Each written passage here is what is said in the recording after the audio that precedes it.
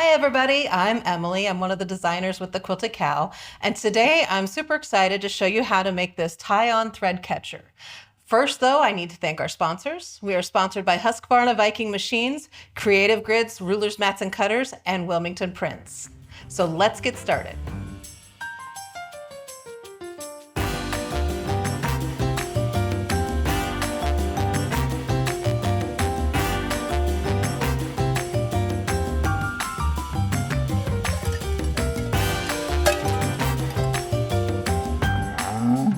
Okay, so this super cute little tie-on thread catcher is awesome to be able to take with you wherever you need to sew and cut your threads and keep your threads all nice and organized. And then you can throw them away when you're finished. So it's just got a couple of ties. You just tie it either around your machine and it'll hang down from your machine. You can take it with you in your vehicle, tie it around the gear shift or on the handle of your door, and be able to do your hand sewing in the vehicle with you. Wherever you need to cut your threads, this is perfect for it. This came in your subscription box with the mini box bag template. It's a brand new template by Carolina Moore Designs. This template also comes with a free pattern that you'll notice is in here. It is wonderful. These free patterns are great in here. And then the pattern is also in your subscription box. If you did not get the subscription box and you're watching this later, you can always pick up kits at thequiltedcow.com. Grab your mini box bag template and grab your pattern as well. Don't forget those two items. The kit will have, I believe, will have all the fabric that you're going to need to be able to make this tie-on thread catcher. So let me get this cleaned up and we'll get started sewing. Okay, so now that we're ready to start sewing, the first thing that we're going to do is we're going to make our handles. To make the handle, you were going to cut a strip of fabric. You're going to put that fabric right sides together and then sew 1/4 inch all the way down the raw edges. There's another trick to this and another tool that you can use that will make this really easy to do. And these are the quick turn tube turners. It comes in a set of 3. And so we're going to use the middle size of this set for this project to turn this tube out. And what we're going to do, the instructions tell you to go ahead and trim your strip to the length that it needs to be, but I went ahead and left my strip with the selvages on it. That way I could sew a little seam on one end on one of the selvages and cut and close off this end. The reason for that is whenever I turn this, it's going to be so much easier to be able to turn the whole thing at right side out by using the quick turn, the tube turners. And all I'm going to do is go ahead and slide the purple bit down in here. This went so much easier at home, so don't worry if it takes just a few moments. Get it all the way down to the bottom to where I sewed that seam along the selvage. Once you've got that, what we're going to do is we're going to take the end of the rod and we're going to push the fabric into that purple tube that's now in the end.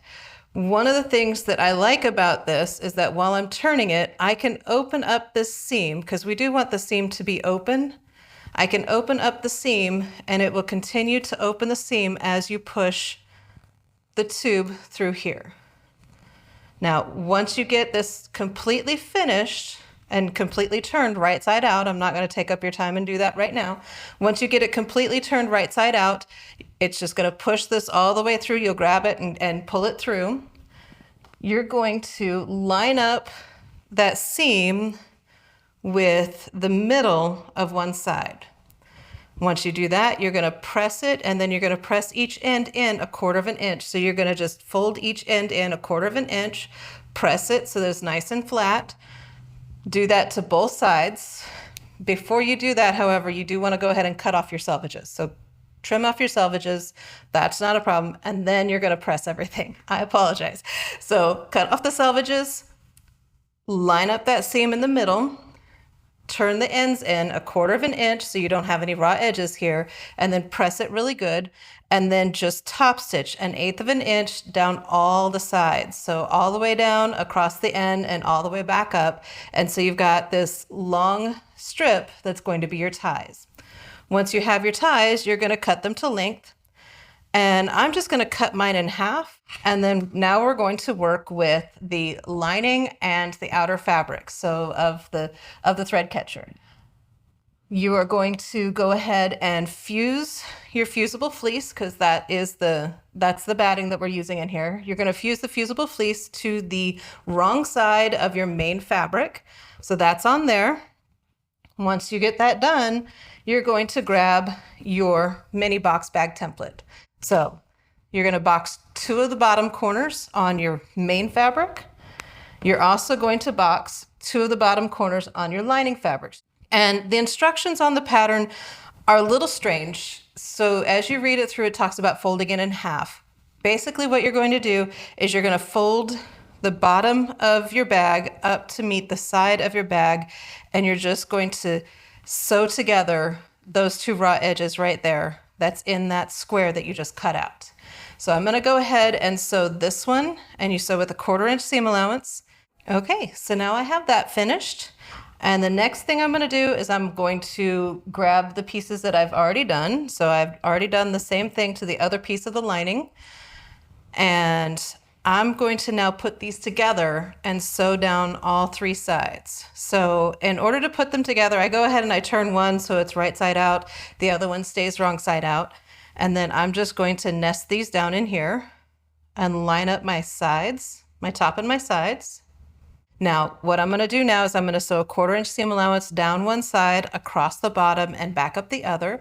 I am going to go ahead and backstitch at the tops just to make sure that whenever I put the bag together completely, my seams don't start to come apart. All right, now I did forget to mention you do need to leave yourself about a 3-inch gap on one side of the lining so that you can turn the bag right side out whenever you've got it, once you've got it sewn together. So make sure that as you're sewing down, you give yourself a little back stitch, stop sewing for about 3 inches, and continue sewing along one side. Just leave yourself a little gap to turn. So let me head over to the machine. I'll get that done and I'll be right back. So once we've got that finished, we're going to turn the lining right side out. And I've already got the main bag sewn together the way it needs to be. The main bag, you're going to sew all 3 sides. Do not leave a gap in the main bag. Make sure that it is completely sewn together. Once again, back stitching a little bit at the top of each side just to make sure that everything stays together when you're putting it together and turning it right side out. So you're going to tuck the lining down inside the main bag and go ahead and match up your seams. Now, once again, if you want your seams to open to reduce the bulk, whenever it comes to having the outside or the main part of the bag having the fusible fleece on there, I do like to go ahead and open my seams. That way it's not very bulky right there. And then I'm going to use my Wonder Clips and clip this together.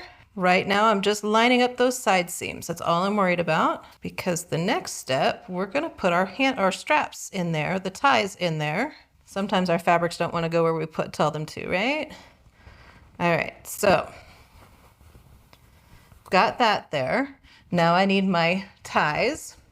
Now you want to make sure that the finished end, that end that you folded in a 1/4 inch and that you top stitched over, that's going to go down inside the bag in between the lining and the main. So you want to make sure that those get tucked all the way down in there.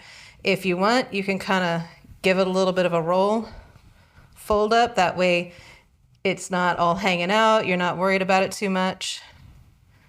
But what you are going to do is make sure that let me get this worded the correct way. The seam should be facing the outer fabric.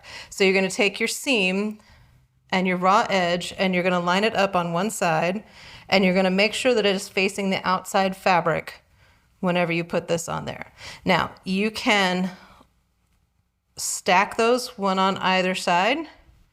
And if you want to get real particular, find the center and either stack them up on top of each other, or you can put them side by side just like this. So if you want to do side by side, that's great. Or like in the sample that I have here, they're stacked one on top of each other. So whichever way you prefer, I'm going to go ahead and put these side by side. And I'm going to pin or clip all of these layers together. So I want to make sure that I keep those stacked right or laying side by side right, and grab myself a clip and clip over where those ties are just to hold them where they need to be until I get them sewn. And if you want, you can go ahead and put another clip on this other side just to make sure everything is lined up the way that you want it to be. So now we need to sew this together. So there's two options. If your machine has a free arm, and if this will fit over the free arm of your machine, go ahead and pull it, put it over the free arm, and then sew it with your foot on the top. If it does not, you're gonna have to kind of finagle and put the foot inside of the bag and sew around that way. Okay, now I've got it all sewn together, and just to let you know, whenever I was sewing it, I put the foot in and then sewed a little bit and then basically readjusted everything. So it takes a little bit to do that, a little bit of time, but great results. So the next thing I'm gonna do is get this out of the way. And you're going to reach in through the hole in the opening in the lining, and you're just going to start leading everything out. Now, as I do this, I do like to kind of take my time, but use my thumbs to push the fabric through. Don't put too much strain on that hole in the lining, otherwise your stitches are going to come loose. You're going to pop stitches. You might even tear the fabric a little bit, so take your time whenever you're turning these things right side out. It does make a little bit of a difference. And then once we have everything right side out, then we can go back and stitch closed that hole that we used for turning. So grab that. We're going to just kind of make sure our threads are nice and tight right there. Tuck in our raw edges. And then all you need to do is take this over to your machine with those raw edges tucked in and give yourself a nice little fold here, and then just stitch really, really, really close to the edge right there. So I'm gonna go ahead and do that stitching real quick and show you what it looks like whenever I get done. I'll be right back. And then we're gonna push this back down inside of the bag. Now, if you prefer, whenever you're sewing that turned opening closed, you could do a little hand stitching and do it that way if you wanted. Or you can just, like I said, use your machine and sew really, really close to that edge. So the next thing I'm going to do now is I'm going to go ahead and top stitch all the way around the top just to clean this up, make it nice and crisp on this edge. If you wanted to press it beforehand, you can, but for the most part, a good little finger press will work. Now, while I'm doing this, I do want to make sure that I keep the handles out of the way while I'm sewing that top stitching down. If you don't keep it out of the way, then what's going to happen is you're going to sew your handles down. You don't want to do that. So let me take this to the machine, top stitch it, and I'll show you what the finished project looks like. Okay, so all finished, all top stitched, and now I'm ready to catch the threads. So this is the tie-on thread catcher. Once again, you're going to get the template for this, the mini box bag template that contains the free pattern and the pattern for the tie-on thread catcher in your subscription box. You're also going to end up with fabric to make this tie-on thread catcher. So if you didn't get the subscription box, check out the kits that we might have available on thequiltedcow.com. Also, grab yourself the mini box bag template and the pattern for the tie-on thread catcher. Thank you so much for watching. Don't forget to like and subscribe, and we'll see you next time. Okay, you wicked cool quilters, good job. You made it to the end. We would like to thank our sponsors, Husqvarna Viking Sewing Machines, Creative Grids, rulers, rotary cutters, and mats, and Wilmington Prints for the beautiful fabrics. Thanks for watching.